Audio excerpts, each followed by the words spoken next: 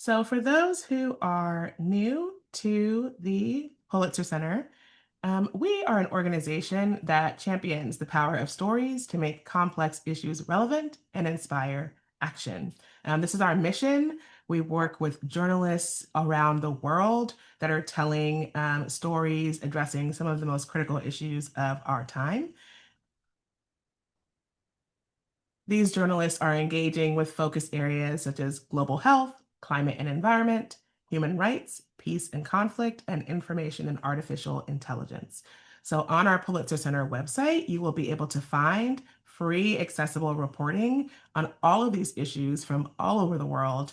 And we, as an education team here at Pulitzer Center, we work to help folks access and engage with that reporting. So, beyond publishing, how are people being connected to the work? How are they seeing the work that's most relevant to their community? And then how are they making local connections to things happening elsewhere in the world? Our education programs include access to the articles I mentioned. Those articles are written. We have like documentaries, photojournalism, a whole range. Um, of materials accessible there. We also have lesson plans to help you access that material, incorporate it into your curriculum. Teachers that have done the thinking about, okay, here's some really great reporting on this topic. How might I align this to my standards or include this in something that I'm working on this semester? We have student contests as a program that inspires students to engage with the journalism and then respond to it, either with creative writing, which is our contest for the spring, which launches soon, or um, sort of persuasive writing and writing letters to change makers who might be able to act on the issue that they're reading about. And that is our fall local letters contest. Um, we have a virtual journalist visit program for educators who might want to bring a journalist into their classroom to talk more about the reporting and about sort of that process of being a journalist. What does that mean, especially in 2026? Other workshops for teachers and students, and then teacher fellowship programs um, connected to all of our focus area issues throughout the year. So there's lots going on. And then obviously we have professional development series like this one that you're attending.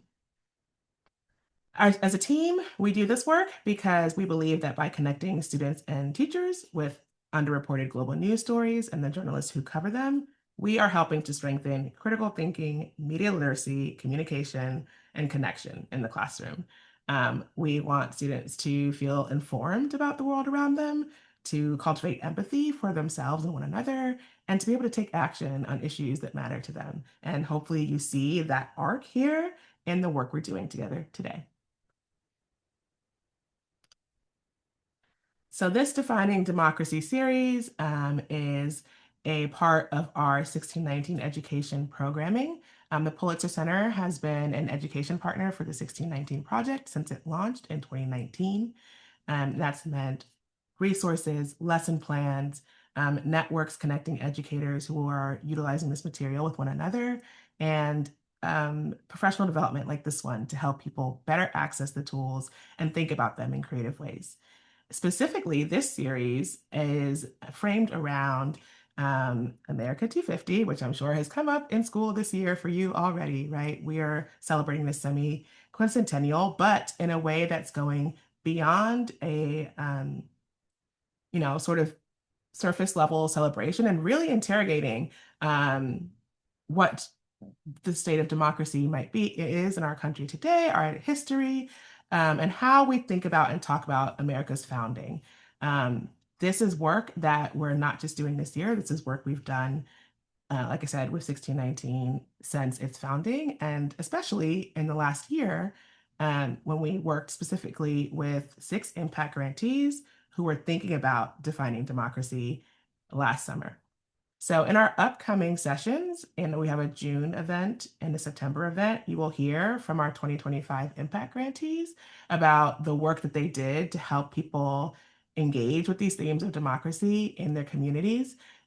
They were working in all settings, in classrooms, in museums, um, in community centers, and in all different states. So we're really excited to share some of their reflections as a part of our Black History Month programming this month, and then to include them in some of the teaching and learning that you'll experience during this series as we move forward.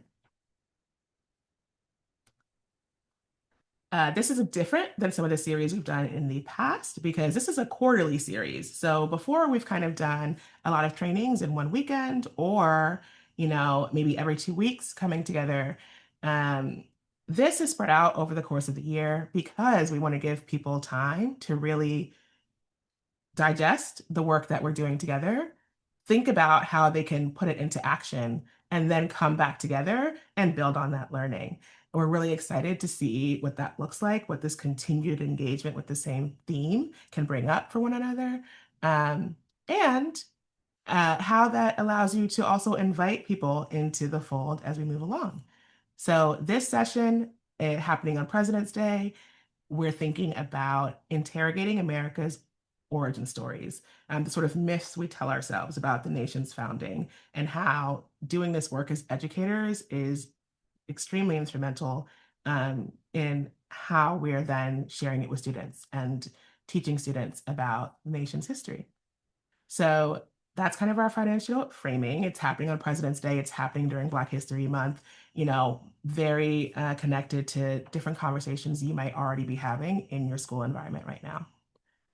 On June 1st, we're going to come together to build on that and say, now that we've had some time to interrogate these sort of myths around our origin, let's think more about what voices, whose voices and perspectives tend to be left out of, our mythos around American democracy and what's made this democracy, strong and influential and all of these things, right? What is the actual story here? Who do we think of when we think about democracy, and how can we reshape that?